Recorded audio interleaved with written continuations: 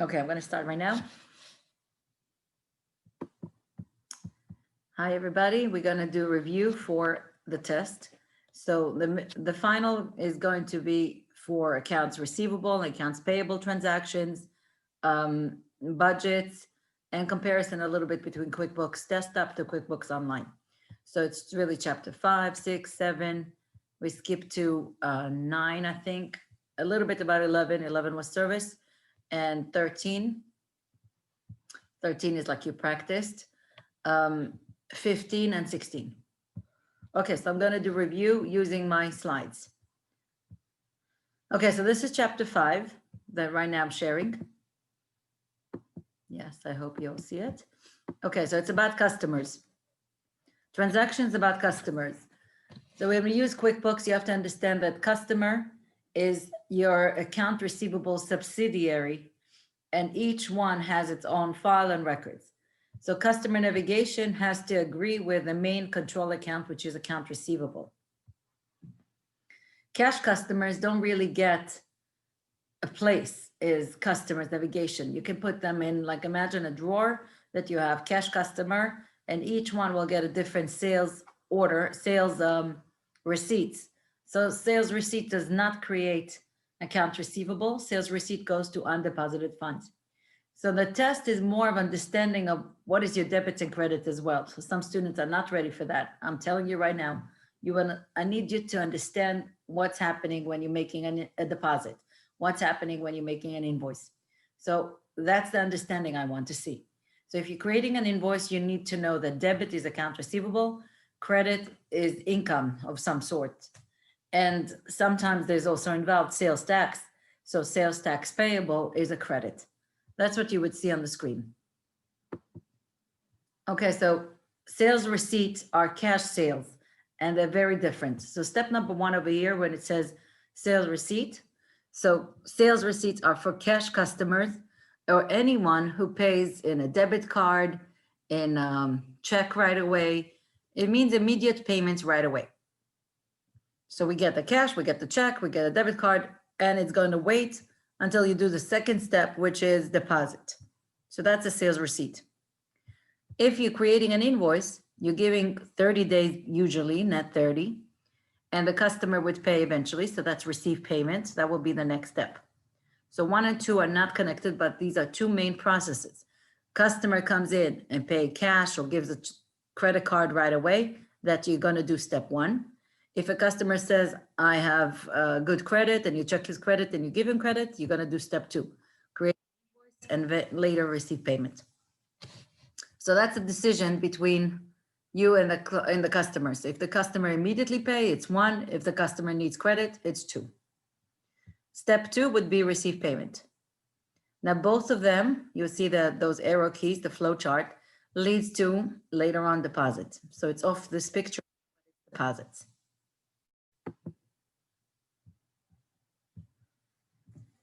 Okay, so we're doing chapter 5 about customer list.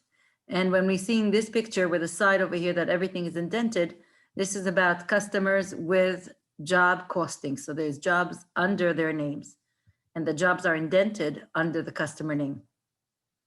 So you usually see the customer list. If you don't have jobs, all the customers will be in the margins.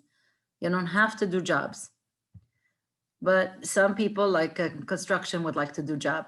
So it could be customer A has a job for remodel and a job for kitchen. So it's 2 different jobs. Okay, so this is your customer center that you see right now on the screen.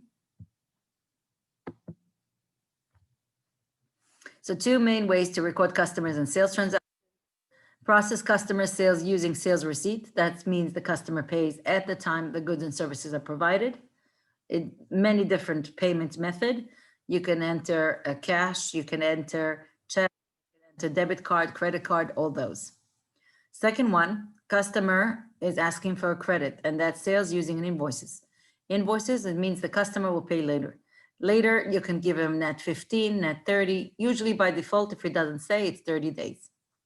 So it's 30 days after the goods and services were provided. And then you'll have the ability to send them a statement to remind them to pay.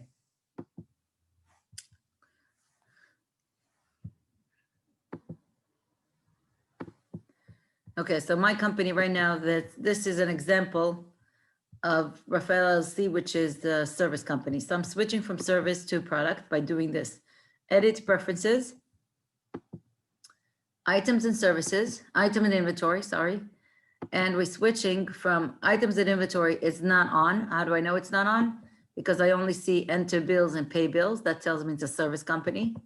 And now I'm going to say I decided to sell inventory.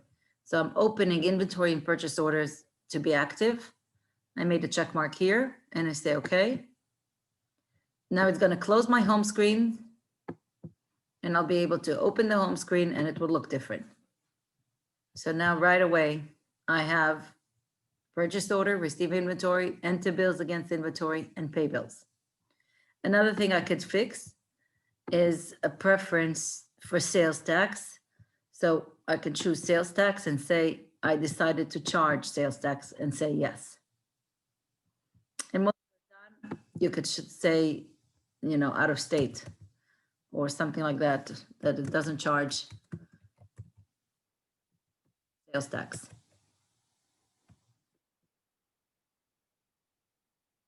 So sales tax item, out of state, 0, and okay. Anyway, it's not going to charge. Okay, so again, it's going to close the windows and open. So 2 things that I just did, changed my home screen. I have over here manage sales tax, and I have purchase order, receive inventory, enter bills against inventory, which is technically in chapter 7, but we're going to go through this. Okay. So let's continue with our slides of chapter 5.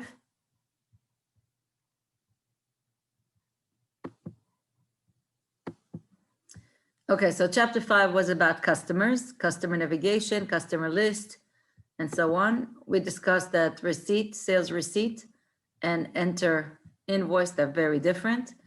Getting the cash immediately, getting a payment in some sort immediately, compared to buying on credit.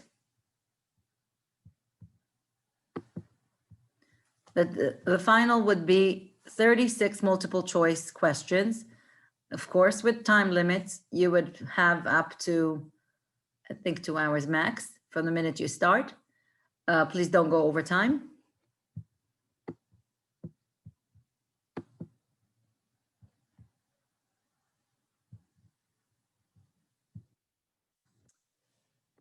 Nope, I'm not doing this one. Okay, so I give the computer many questions from maybe 200 questions from those chapters that we're discussing. And each test, the computer pulls 36 questions. So of course, even if you're sitting next to somebody, you will get different questions.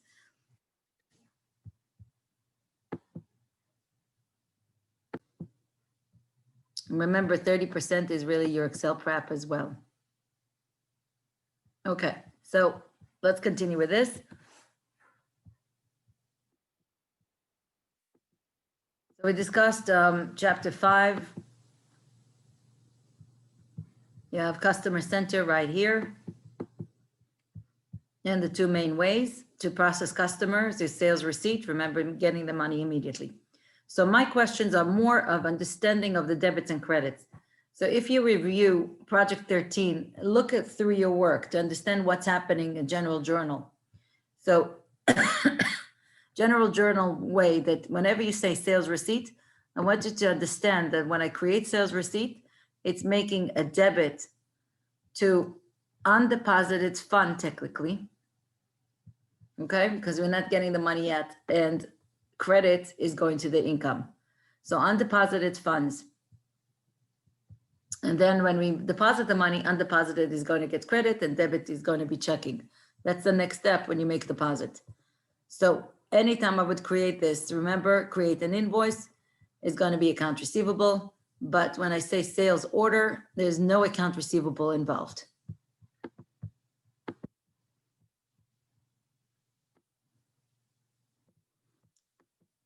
Okay, so sales receipt. Using the sales receipt to record customer sales, create sales receipt, and the product is given. Of course, you're putting it through item. And record deposit is the second step. Record deposit moves the fund from undeposited to checking. I know it's not clear in this picture. Better now.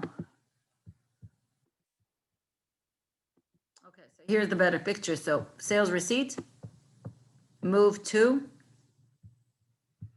undeposited, move to checking. So when I'm asking you what is record deposits doing, is debit to checking and credit undeposited funds. Okay, so remember, this is an accounting class and many of my questions will be about debit credit as well. Okay, customer invoice.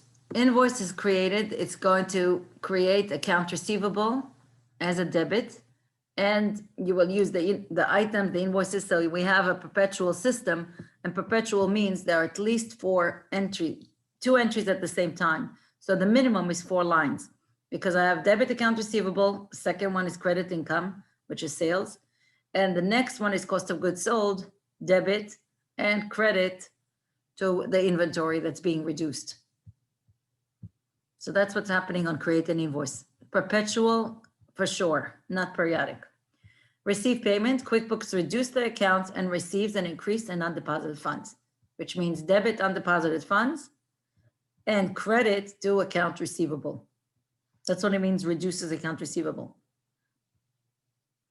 Number 3, record deposit is exactly like before. We're moving the funds from one to the other. So we're moving it from undeposited to checking. So debit checking, credit undeposited. That's what's happening here.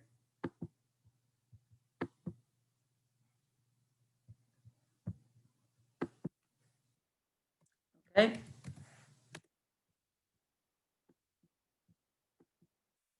I didn't decide if I put password or not, but remember you have time limit. So whatever your time limit, it will show in the beginning. Customer reports, which customer owes us money, which customer has overdue balances, which customer is profitable, and which jobs are profitable. So many reports are really managerial reports that you create on QuickBooks. You go with profit and loss by customer, profit and loss by job. If you just need the beginning balances and everything that you need to know about the customers, you have 5 different reports to do that. And I'm going to show them from the report center. So report center and customer center and reports menu, you could do many things. You can send a statement to the customer to remind them to pay. Okay, let's switch back to QuickBooks. You can send statement charges. These are like, I would say businesses like gym or somebody who's sending every month a statement that way. So rental statement could come that way. So statement charges and then statement to remind them to pay. Some companies don't use any of this. So if you're a gym, you would be probably using statement charges. Statements themselves, you could do an account receivable about statements. Okay, I don't think I have anything on this example. Yeah, I don't think I have customers even. Okay, I have nothing yet. So I can't really make a statement, but it's to review what the person owes and remind them. Other reports, the reports will be all the same. You go to customers and receivable right under financial. So you could do it from report center. The first group of 5 are all identical. Account receivable aging detail and summary, customer balance summary, customer balance detail, open invoices. They're all going to agree with account receivable control account. So on the chart of accounts, you will see account receivable is 95,000, and here you have the breakdown. Collection reports, that's only somebody who really is late over 30 days, and then you can print that report and send them a collection letter. Average day to pay, how long it took, so this is analysis. Accounts receivable graph is a nice graph to see how much people owe. And unlimited cost by job, unbilled cost by jobs, what I forgot to bill or didn't bill yet, and transaction list by customer. The rest are just lists of information that sometimes people are even paying to get a customer list. Okay, let me switch a company to a company that exists already. I'll take the sample.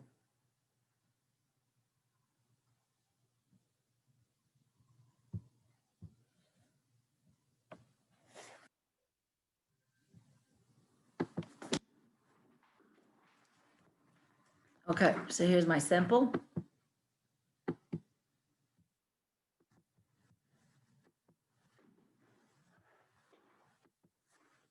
I forgot to say that you sometimes must activate. And if it happens to you, please call into it and really figure it out how to activate. You could go from here, help in menu. Okay, I hope it opens up.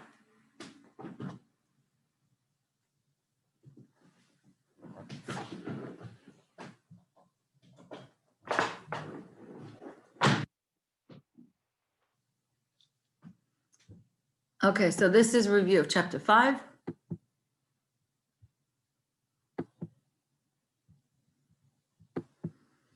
My point is to show you the main account and sub accounts. So you should know the terminology. What are the main accounts? We have two main accounts that are tested. It's account receivable and accounts payable, and all the transactions for them. Okay, I'll show you the connection. I have too many things open, just a second.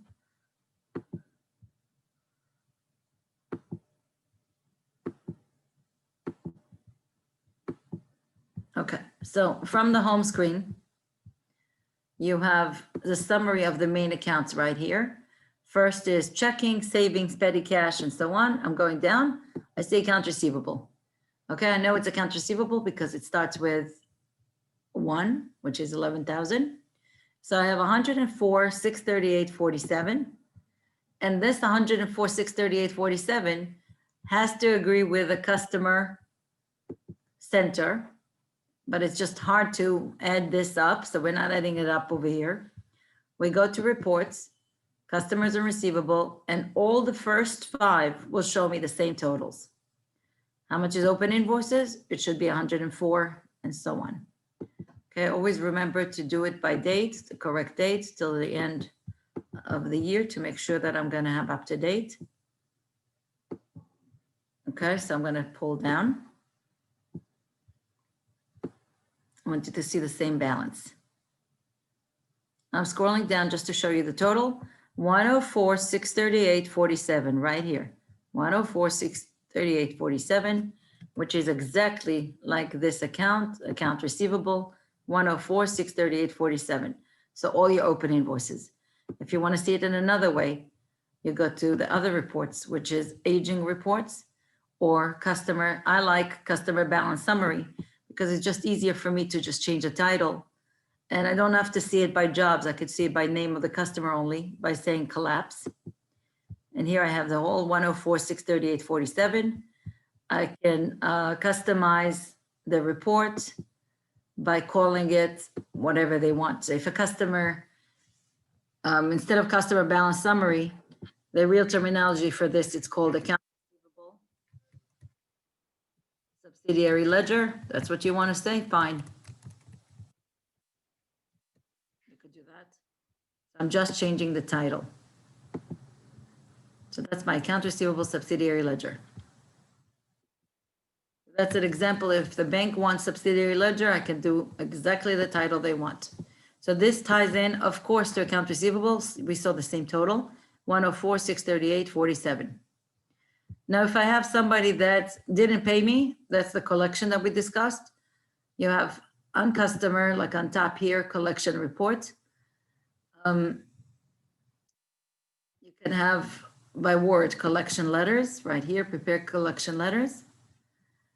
Report is under here, customer and receivables, and then you say collection report. Okay, we don't have anybody on collection, so I have to improvise and make one. Okay, let's make this guy collection. Okay, November 18, 2022, November 18, 2022. Let's make him October. Okay, so you're definitely going to be late.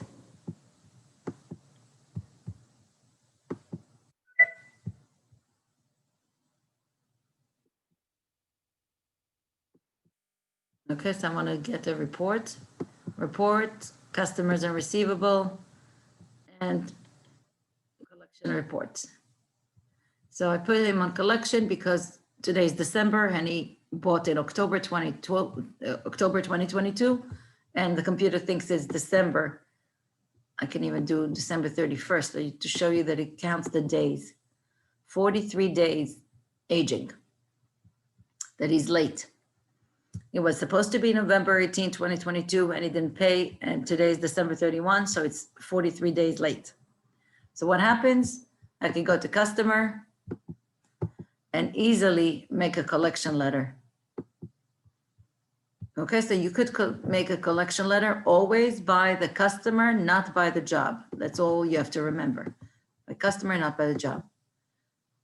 And that's it. Formal, friendly, or harsh. Either way.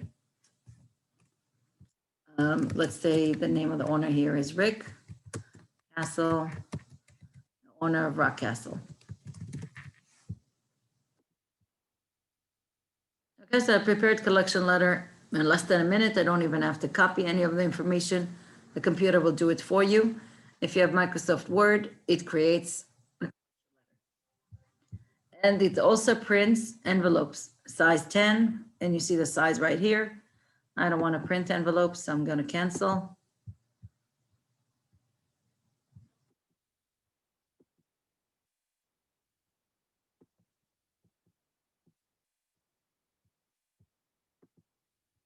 I'm going to share the letter that came up. Okay, so here's the letter from today's date. December 15, and sincerely, the name, the company name, and everything that you need. Yeah, so this one is harsh.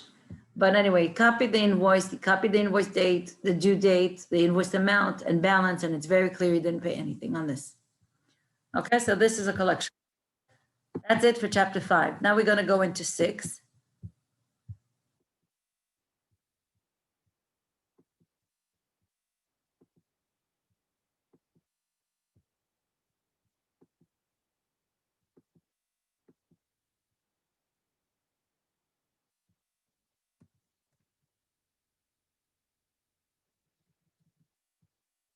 Okay, patients after class, fine. The answer is yes. Let's continue. We finished customer reports.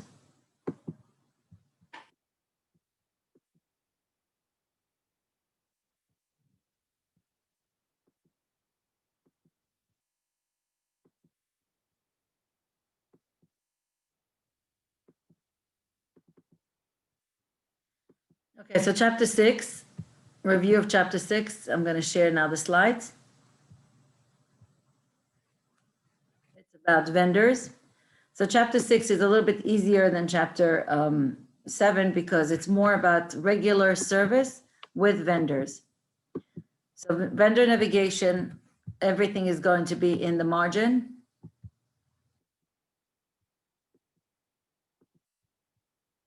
Okay, this is chapter 6, overview, vendor list, vendor transactions, and vendor reports. So what do you need to know from chapter 6? I'm doing 6 and 7 at the same time. 6 just talks about service, about enter bills, pay bills, all types of bill, an accountant, a lawyer, telephone service, all utility bills, all come with enter bills and then pay bills, even the rent expense, and then you're going to pay the bill.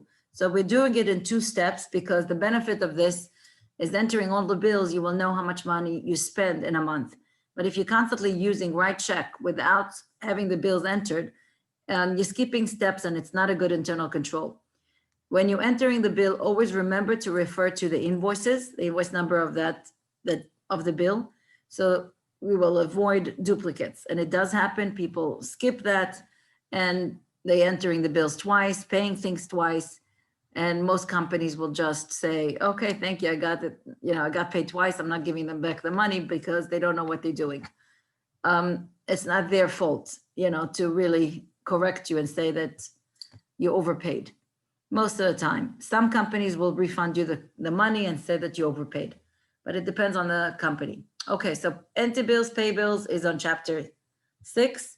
Chapter 7 discuss purchase order, receive inventory, enter bills against inventory, and then pay bills. So remember, whenever you enter bill, accounts payable is being credited. The debit is usually an expense, but it doesn't have to be an expense. It could be you buying a computer, a fixed asset. So sometimes enter bills will be for a loan, debit the loan and credit, accounts payable. So many things can happen here. So always credit is accounts payable. So the vendor lists are all in the margins because we don't have job costing. When you enter a vendor, you basically need the basic information of address, telephone number, and credit terms. And typically you transfer this information directly to the forms that you create. Enter bills, pay bills used to record services. Chapter 7 is purchase order, receive inventory, enter bills against inventory, and pay bills. This is the correct internal control for expenditures.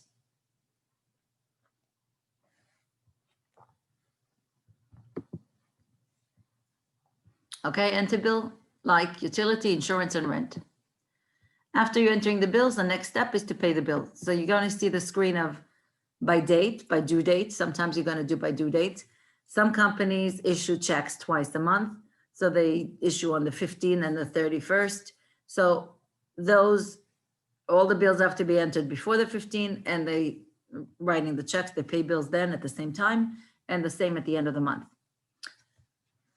Okay, so this way, by entering bills, we will know more about how much we owe. We get better accounts payable reports. But if you use the right check, which is the one-step system, you will not have any accounts payable at all. That's what you have to understand from all these chapters.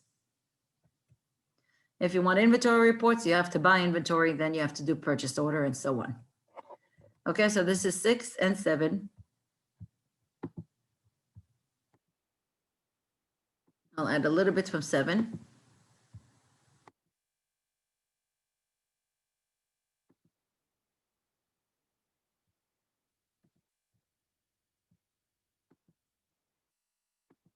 I hope you see 7. Okay, 7 is inventory. So again, 7 uses both systems, because what I want you to understand about inventory is typed and you're getting the sales price and the cost on the same screen. So first you have to type item list and use the items, and then both systems are used. So meaning customers will take the sales price, vendors will take the cost. So item list is very important. So the main account, when we're working with reports, it all works by the vendors, ID of the vendor. So vendor's name is the connection.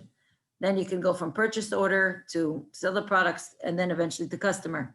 So we need to have the inventory to be able to use purchases, and we need inventory to be able to sell. So we need item list first. Otherwise you can't create either one. If you don't have inventory, you can't create any of this. So customer transactions, including recording sales of inventory using the items that you bought. So 5 main steps. Why is it called 5 in this chapter? You have a purchase order that is non-posting account. So if I would ask you, what is the debits and credit of purchase order? The answer is none. There's no debit, no credit. You're just ordering.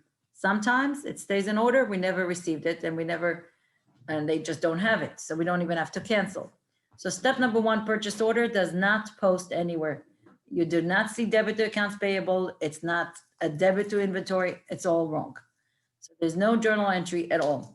Journal entry starts on step number 2, receive inventory. Receive inventory means debit to inventory and credit to accounts payable.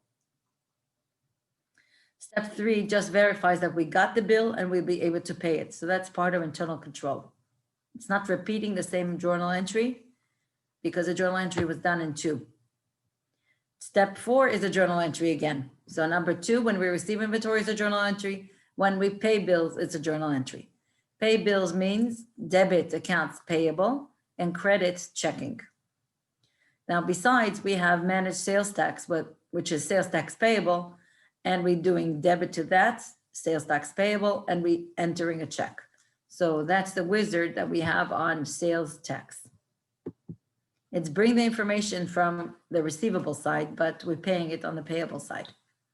Okay, very important to create item list and understand that there are 3 types of items.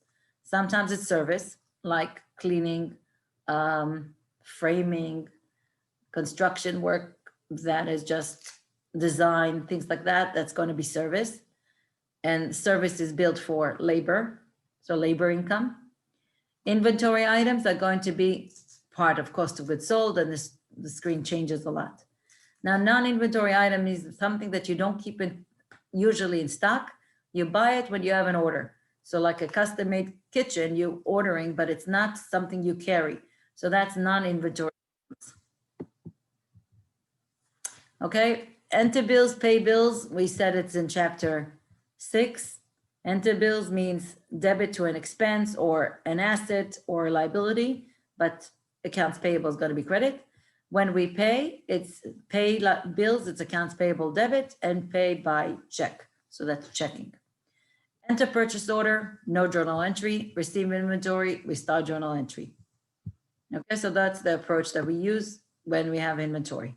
So you're using the items. Okay, so step 1 is purchase order, to record from a vendor. Without vendor ID, you will not be able to save. So receive inventory, again, is based also by the vendor and by the purchase order number, so the 2 connections. And enter bills against inventory used to record the bills, receive the inventory.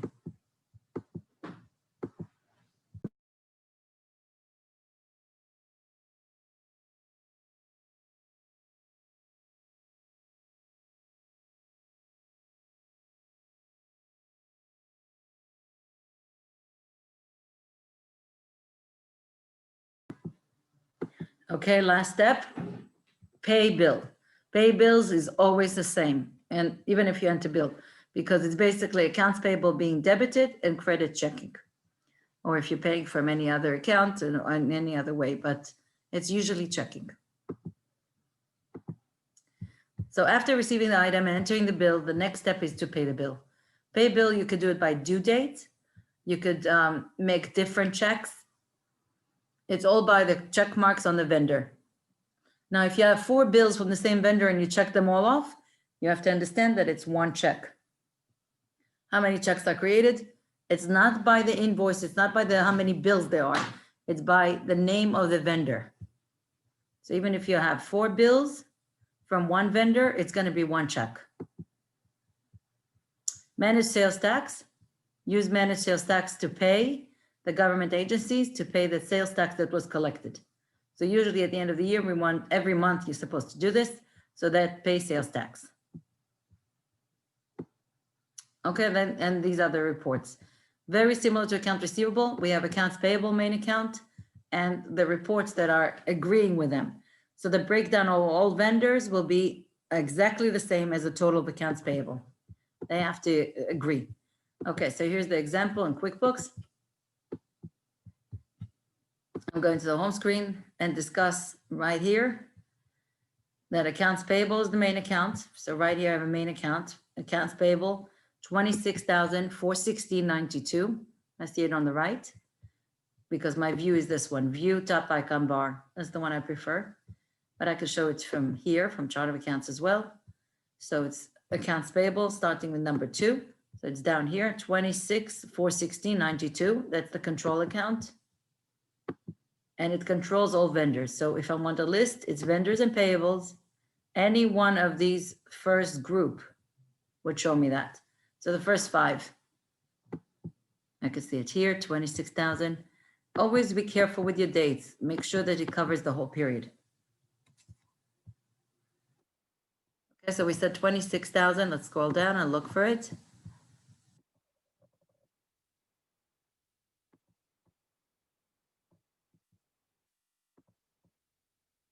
$26,416.92, exactly what we saw before. Okay, another report. Again, I like the summary, so I prefer the vendor balance summary because it's a very clear report, name of the people, date, and of course the same amount. So you have each one with a breakdown and then the total agrees. So another name for this is your subsidiary ledger. So it's accounts payable subsidiary ledger. I can always change the name of the report. It's the header and footer. And instead of vendor balance summary, I could say account payable, subsidiary ledger. And I got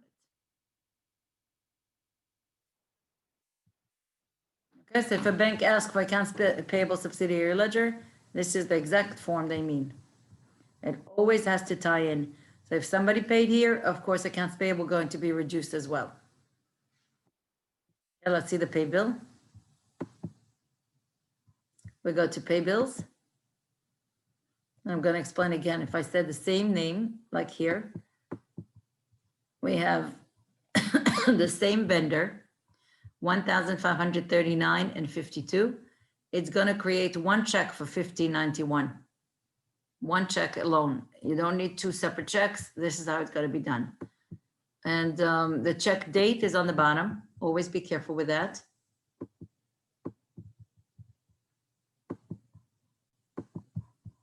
And you click pay and we're done. It's just an example. Okay, so you see it's one check, 1591. And I'll say done. If you're not sure, I'll show you. It's on a check register called checking. Let's look what I just created. Here's your 1591, check 777. I'm double clicking on the balance to show you the check. So we see it's paid bills and it's paid two bills right here. Bills paid in these transactions are two of them.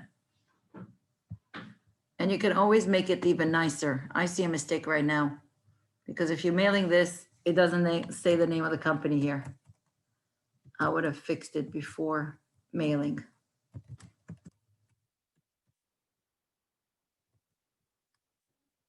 Otherwise, just PO number. Okay, so when I save now, it's going to ask me, do you want to update the changes? I'll say yes. And from now on, you would have a better transactions. You want to fix the address permanently? The answer is yes. Okay, so that's done. Okay, so you'll see over here, the check number over here, but you see it's paid bill because it says accounts payable. Compared to the other that it's not accounts payable, this one says gas and electric. So that's a regular check directly from Right Check. And this is from pay bills. That's the difference between the two. So if I see your electric and utility right away, you wrote a check. But if I see accounts payable over here in the memory, you paid a bill. See, it's accounts payable. Same thing with the last one. Paid a bill, 750, and you paid these two together, 500 and 250, you pay the bill.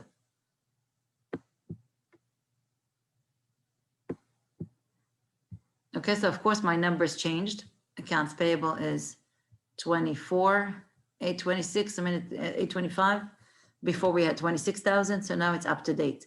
So this number would agree, of course, with the new report on vendors and payable, any one of them. So it doesn't matter. I can do also unpaid bills detail. It will be the same amount. Okay, always remember to change the date until the 31st. These type of reports should be printed at year end, 24, 825, 92.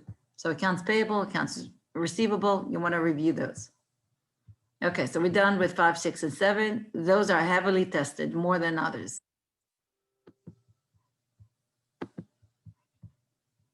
Okay, so now we're switching to chapter 9. Chapter 9 is adjusting entries.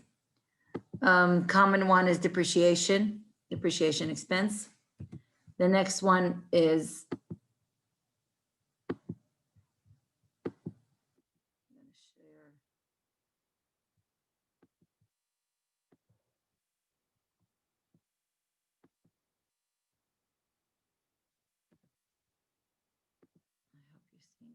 okay, now you're seeing it. This is chapter 9. So chapter 9 name is about adjustments, all about adjustments. So of course we want to fix the report before the end of the year. The accounting cycle is always 12 months. So if it comes to a time to print before you're continuing a trial balance, use the trial balance, you can send it to Excel and then make the adjusting entries right on Excel. So it's up to you. If you like the worksheets, you could do it. Well, remember, it's not touching QuickBooks, so you have to come back and do the adjusting entries that you did on the paper on the computer. So what are the types of adjusting entries? We have accrual, deferrals, you're going to see them. Okay, so these are the steps at the end of the year cycle. Review your chart of accounts, transaction, trial balance. With the whole year, we're doing this all the time. Chart of accounts, transaction, trial balance, and adjustment. So end of the year, for sure, you're doing trial balance and adjustment. And after you're done with the adjustment, print the adjusted trial balance. Only when the adjusted trial balance look correct, it's time to print the financials. So trial balance lists all the accounts, which means your assets, liability, equity, and revenue and expenses, all of them. So that's the one that before closing. If it's after, you don't have revenue and expenses. So you can look by the dates. The only report that has a title debit and credit is a trial balance. I asked this question many times and I get it a lot of times wrong. I'm asking if a profit and loss or balance sheet has debits and credits in the title. The answer is for sure no. You don't have debits and credits only on a trial balance. Okay, so go to accountant and menu, or you could company. Select make general journal entries because you will not find it any other way. So remember, accountant or company, make general journal entries the correct choice. Okay, so you analyze beforehand, and we're working because of accrual basis. We have things that we spend in advance, regardless when the cash is received from the customer. So many times you have to realize that we didn't bill the customer. It's the end of the year. We did the work for the week of the end of the year, December 25, let's say till the 31st, and it's time to bill. You're not asking to pay me cash today. You're just saying account receivable debit and credit the income. So we have to record the revenue. Record expenses when they incur. Same idea. We have to record the December expenses. Your credit card came in January 15, but it's really reflecting December expenses. So you must enter them based on the date of the purchases. Okay, these are the type. Prepaid items, unearned, accrued expense, and accrued revenue. Okay, so understanding this terminology will be again in a multiple choice. If you missed any other of these four, your profit and loss is inaccurate. That's what you have to remember. Unearned becomes earned, so otherwise we're missing income. Accrued expenses, expenses that you didn't write down, like salaries expense for the year, the last week in the year might be missing. Payroll expenses for the year might be missing at the end. So you make sure that all the expenses are in. Of course, you're not paying them. You will create payroll liability. You're going to create some kind of a payable, salaries payable, but you have to enter the expenses. Accrued revenue, revenue has been earned, but not yet collected. That means just send the bill. So that's usually creating an invoice, and it creates account receivable and revenue. Okay, adjusted entries, and they show the trial balance, which is the first two columns. The next two columns, adjustments, and the last two are adjusted trial balance. So this is called adjusted trial balance. This is the closest you can get to a worksheet, because if I take this and I create the next two columns, income and expenses, this is really my worksheet. That's chapter 9. Remember, supplies expense and supplies, that supplies used is the amount, not the supplies given. So always supplies used. Okay, now we're skipping to chapter 11. I don't really want to review. So I'm going to 13. 13 you add a test on. I mean, not a test, a quiz. And the project is like a quiz. So projects for chapter 13. It's all about merchandise company. Okay, so chapter 13 was with inventory. And I gave an example of retail company. So you're reviewing many things. If a student still has a hard time with banking topic, like bank reconciliation terminology and things like that, I suggest to review chapter 4 as well. Okay, so review chapter 4 as well. But this is the overview of chapter 13 that we did. Set up a company saying that it's retail, customize the chart of accounts, create lists, create sales items, tax item. You can create by the state, city, things like that. Enter opening adjustment. That's the beginning of accounts receivable, accounts payable, record transaction, trial balance, and so on. Okay, you're going to go with easy step interview. You can't do direct express start because you have to say yes to inventory, and by default it's on a no. So you must do the easy step interview, not express start when we're dealing with merchandise. Okay, so select detail start, and that's called the easy step interview. Retail shop or online commerce means that we are selling things. You might be in the future fully online, but right now it could be a little store. Do you want to track inventory? That's the point to say that always it's on a no by default, you switch to yes. Okay, create the chart of accounts, prepare the accounts, edit and delete. It's like chapter 2 review. And tax line mapping, again, I'm not going to ask it all about it.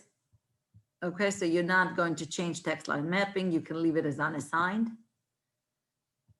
Yeah, I will not ask questions about it. Customer list and job list you have to enter, and then you enter the items. You prepare service, inventory and non-inventory, and the sales tax item.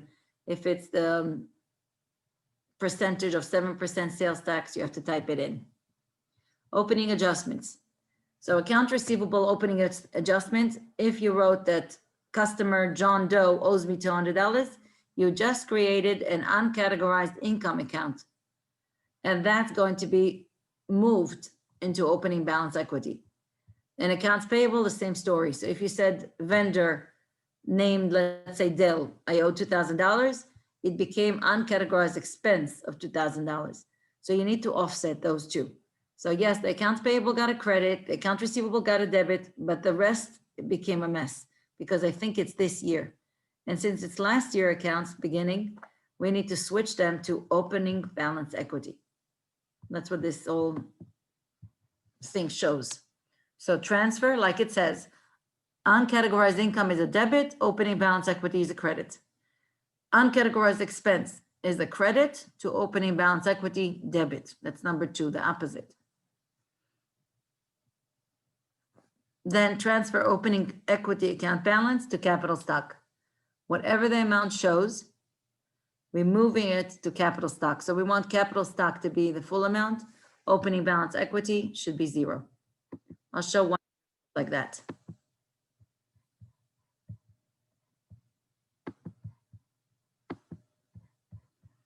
Okay, so this is adjusting entry if something is wrong. Okay, so the report that I would look at is balance sheet, not profit and loss, balance sheet. I want to see if they created capital stock the right way.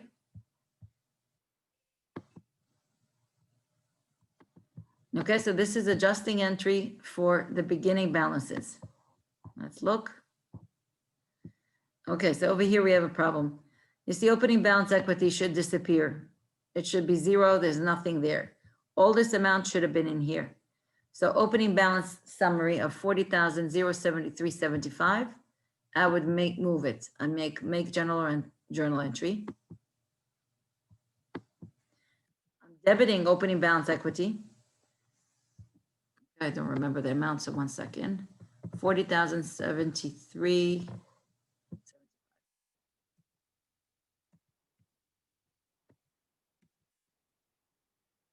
And it's moving to capital stock. This is how you close opening balance.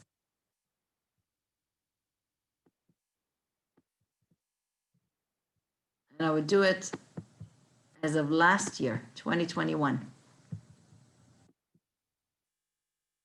Oh, I have closing date. Okay, so I'll do it this year as 1/1/2022.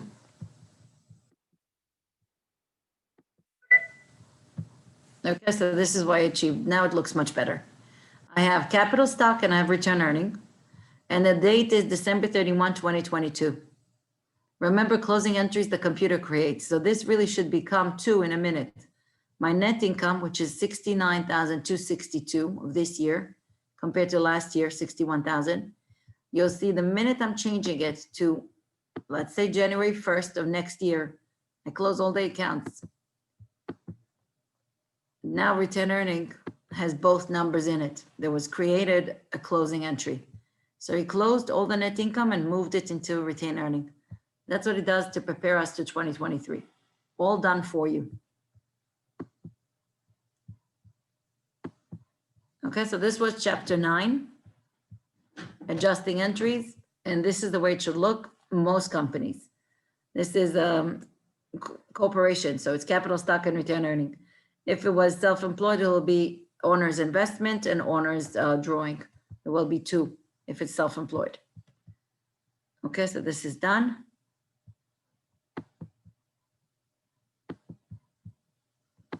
Okay, so review this slide on chapter 9, the steps to close accounts receivable, accounts payable, and opening balance sometimes of inventory goes to opening balance equity. Only when you're done with all the adjustments, move the total opening balance equity to capital stock. So it's step number really 4 is opening balance equity to capital stock. Okay, besides we create regular transactions like owner investment, vendor and expenses, customers and sales. So those you should review in chapter 5 and 6 and 7. Okay, then enter bills against inventory and so on. And that's it, try balance. After you create a try balance before adjusting entries, you should create the adjusting entries on the screen, bringing your information up to date, and then print adjusted try balance. Okay, so review chapter 9 very carefully. Only after all the transactions are up to date and correct, it's time to prepare financial statements, profit and loss, balance sheet, and statement of cash flow. So that was chapter 9. Okay, so let's continue to the next chapter. No, that was chapter 13 already, I just did. So 14, I don't think is heavily tested at all. Yeah, 14, 15, and 16. Okay, really concentrate on 5, 6, and 7 more. So 14 is the same idea. All the steps about merchandising company. It's a case, so it's another case. Enter the company, easy step interview, really the same. So 13 and 14 is the same. Track inventory, I'm pointing out again that you must say yes. By default, it's off, it's a no. So let's go with this. Chapter 14. Okay, so I'm going to share 14, but it's really the same exactly as 13. See, 13 and 14, really just the title. It's really the same. They're reminding you to say yes by detailed start to the questions and always say yes to track inventory. It's exactly the same. So I don't think you have anything in new in chapter 14. No, list is the same, customer list is the same, vendor list, item list. Okay, nothing new here. Okay, just review of opening adjustments. So 13 and 14 are the same.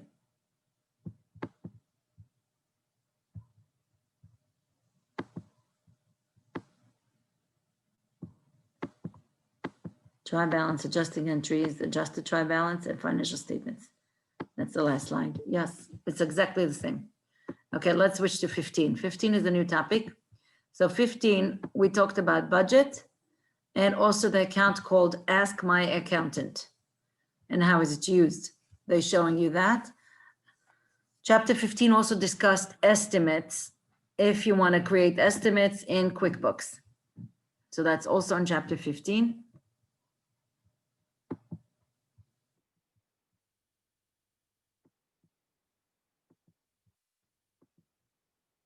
So budget, estimates, progress billing you can forget about. And I'm going to mention now bad debt, audit trail, and Ask My Accountant. Okay, so a lot of topics are in chapter 15 that you should study well. You could create a budget for two things, profit and loss or balance sheet. Profit and loss is, of course, your income statement, so you only have revenue and expenses. If you're dealing with merchandising, you also have cost of goods sold. So profit and loss, the sales of last year, it will be easier for you to take it from an existing numbers and not from scratch. And you're going to exchange it to whatever numbers you need. Okay, so select the company from menu and go to planning and budgeting, set up budgets. The budget is a forecast for the future. So select the year you're doing, it's always ahead because it's for next year. And then you select the budget type, if it's profit and loss or balance sheet, and then you say next. Other criteria, sometimes you could do it by job costing. Okay, very useful when you're dealing with non-for-profit, but not for our example. You can also create the budget from scratch, which means the accounts that you want, like a general one. This is revenue, this is expenses, and a total. That's creating from scratch. You do not see a total on this screen. You're going to see it as a report when you finish. Okay, create an estimate to the bid on a customer job. That's an estimate. Remember, estimates does not post, doesn't go anywhere. But an estimate could be converted into an invoice. You see the relationship here. So if the customer said, yes, I like your estimate, but the kitchen is a little bit too expensive. Instead of 10 cabinets, give me only 8. So we can create an estimate and say, change the quantities by the invoice. Okay, progress billing I can skip. Let's discuss bad debt. When customer fails to pay their account, it is bad debt, expense, or uncollectible account. This is the topic I want to teach today, and to make sure that you understood what is direct write-off and what is the allowance method. So direct write-off means a customer not able to pay, went to court already and got a bankruptcy notice that he is not going to pay anything. And sometimes the bankruptcy notice says you will get 50 cents of every dollar. So if he owes you $1,000, 50 cents for every dollar means I'll get 50%, which is $500.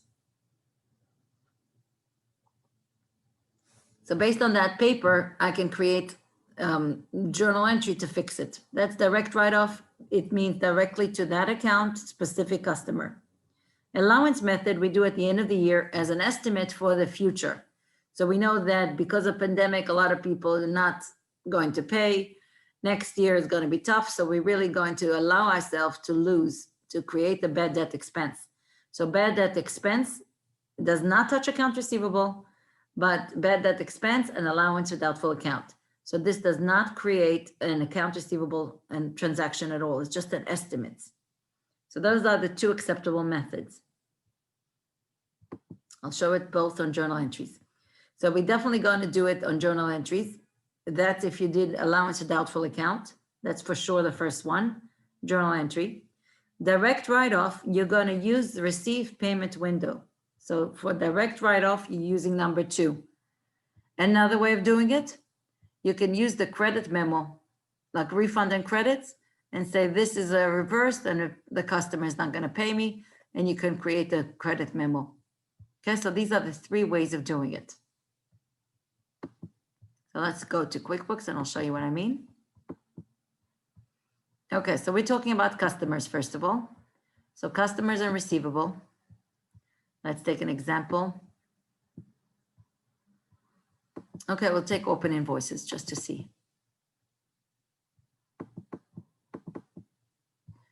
Okay, this guy is very big. Robert Ellard owes $14,510. Okay, we'll take this guy. Additional room is easier. 1,005. So we got a bankruptcy notice that Mr. Birch, Jason Birch, is not going to pay anything. He's in collection, and he's also, we tried collection, we tried a couple letters, and everything comes back. This person moved, unknown address. Okay, we have no way of reaching this guy. So we did a construction job for 1,005, but we're giving up on it. So this is the end of the year. A month after we did the work, we decided to give up on it. I'm not estimating. I have direct write-off, direct letter that this person is not honest and he's not going to pay. Or you got a very nasty letter that your room addition is completely leaking. I had a disaster. They're not paying. Okay, so we're going to go like this. We're doing it through received payments. So remember the amount is 1,005, Jason Birch. Okay, so we're going over here, home screen, through received payments, but you're not getting $1. So I go to receive payment. Birch is his last name, Jason, and I'm choosing the job, so it's room addition. Okay, so now that I'm here, I'm not putting any payment at all, but I'm selecting that invoice. So this is not a payment, it's a 0. We're gonna go into, okay, not a MasterCard, none of this. We wanna say credit.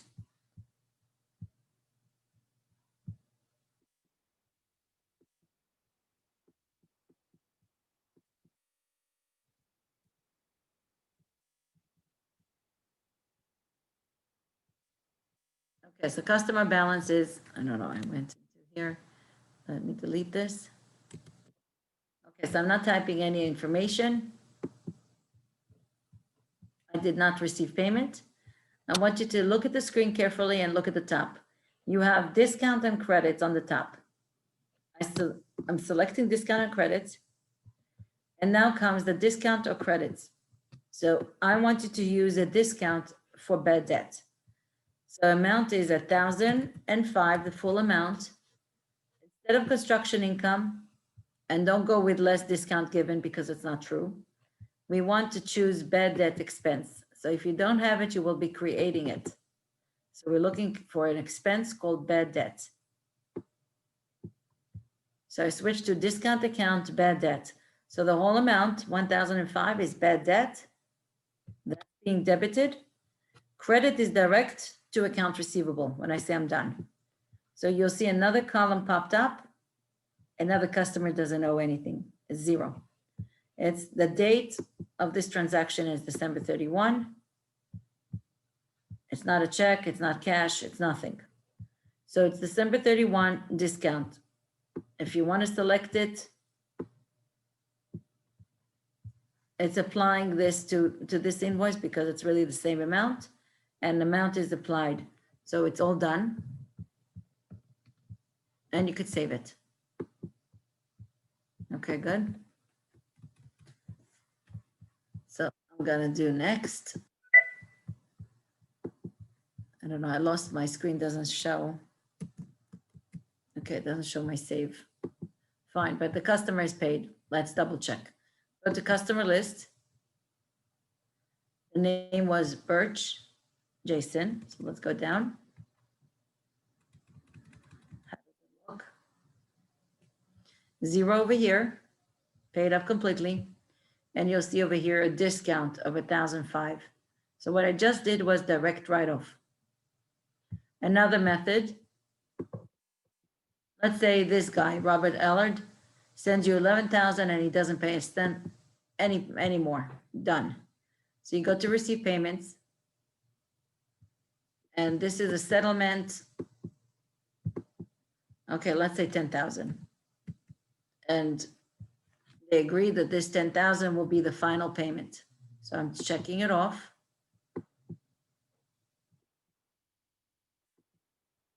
And I go again to discounts and credits over here.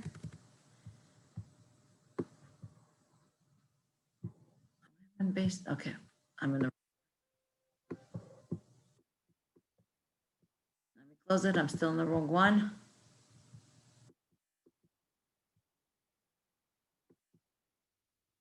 New, I want it to be new. Okay, here.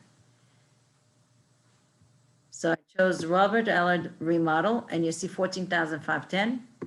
And he sent us a check of 10,000 with a lawyer letter that we will not pay a penny more. It's a lousy job. They're not happy in construction. So right away, you will see that you have 4,510 is the underpayment. So if you want to do write-off, just here very easily, write off the next amount, the extra amount.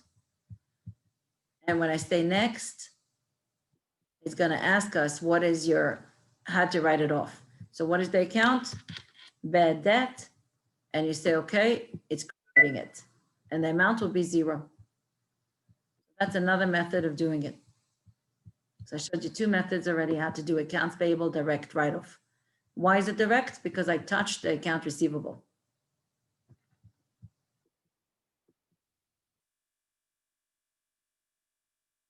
Okay, so now we're going to see return of goods. Somebody asking me about credit, about return of goods, no problem.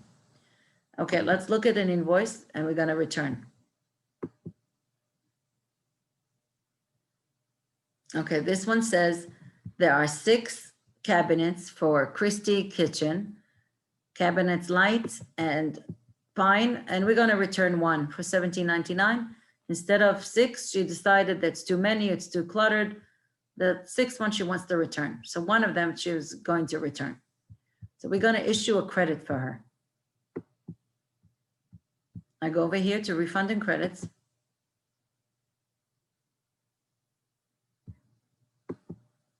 And we're choosing the kitchen job. Item, cabinets, light pine. I don't even need to put 1 because by default it's 1, but I want you to understand that you're returning 1. So 1 with the tax is $1938.42, and this is a return. Now what happens to the return?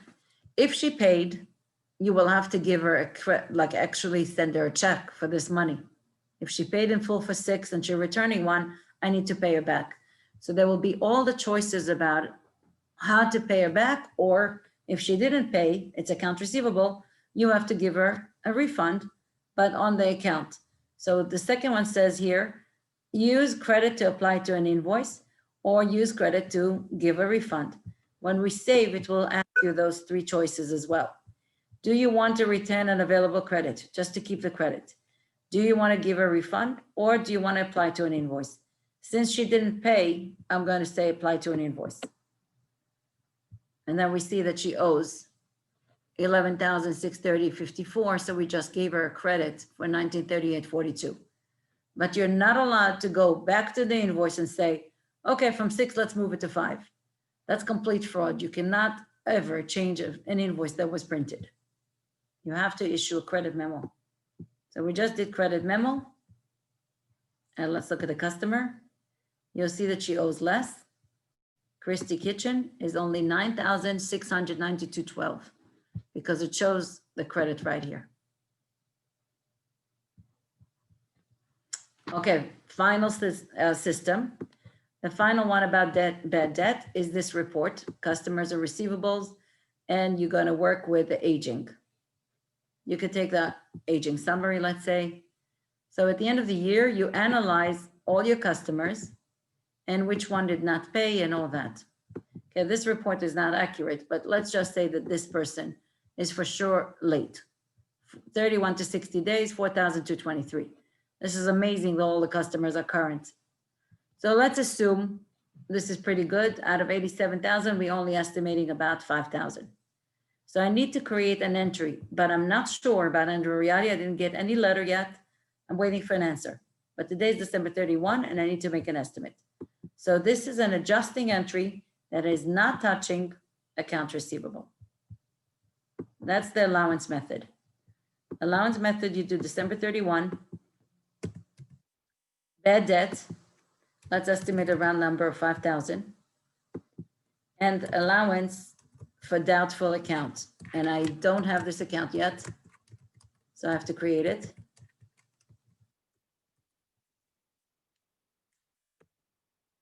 You're not allowed to set it up as account receivable. It has to be as other current asset. That's one problem already. There's no connection to account receivable. But we try to put it on the as close as possible to account receivable. So my number of account receivable is always 11,000. I do 11,005. This is technically a contra receivable. What does it mean? Because it's contra, it always should have a credit balance.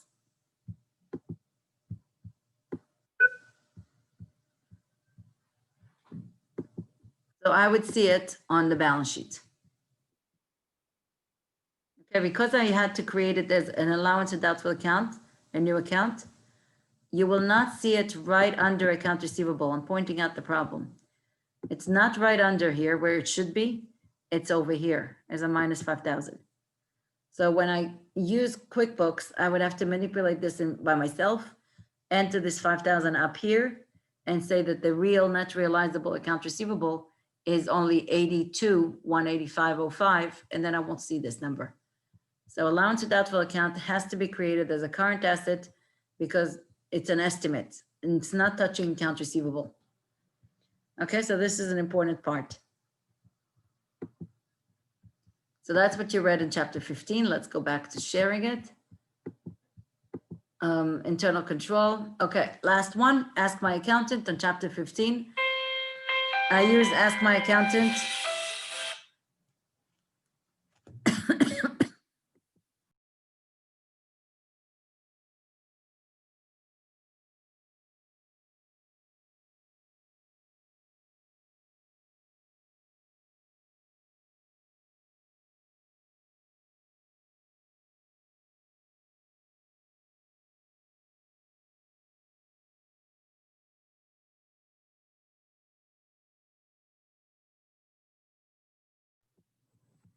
Ask my accountant, hello. Okay, so ask my accountant is basically used on a check or anytime that they're not sure. The accountant will clean this up once a year. So ask my accountant is always a debit. Most of the time you are entering it as a check or whenever you need it. So it's a very useful account that the accountant will clear it up whenever he works with the customer, probably at the end of the year. So they use it throughout the year and then later on, whenever they're not sure how to record things, and later the accountant changes it. So that's chapter 15. Last chapter.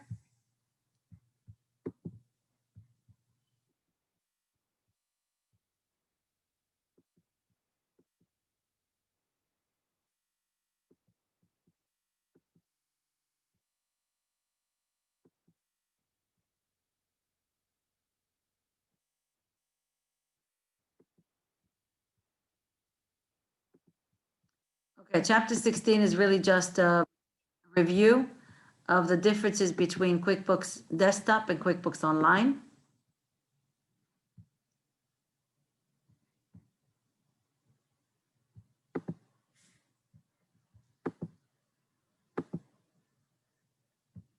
Okay, I'm going to put on chapter 16 now.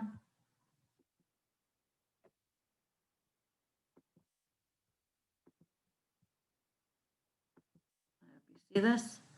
Okay, so this is chapter 16. Just to know that the files are not compatible. The different types of QuickBooks, you have QuickBooks Pro, Premier, Enterprise, and of course QuickBooks Accountant that we used in this class.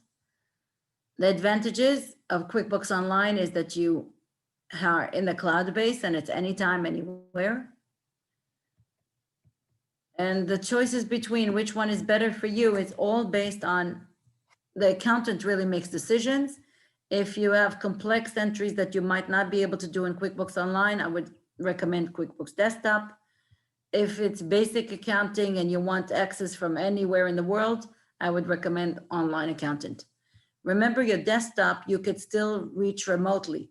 So if you have your offices in Manhattan and you're stuck at home in Brooklyn, you can work. So the QuickBooks Desktop still gives you remote login. You have a lot of other options. That's basically how to study. And the PowerPoint, the slides will be really good idea to review before the test. So the test is Monday. The test is 36 questions. I am definitely limiting the time. I'm saying that you probably have an hour and a half to maximum 3 hours, 2 hours. Most of the questions are very straightforward, should take you 2 minutes. Some of them should take you 3 minutes. So budget your time. That's the important part. Budget your time. Okay, so it's on Connect. You will see it on Connect on the top, like the midterm, but it will be multiple choice like quizzes. Good luck, everybody. It was nice teaching you, and see you next semester, some of you. I have a question, Professor.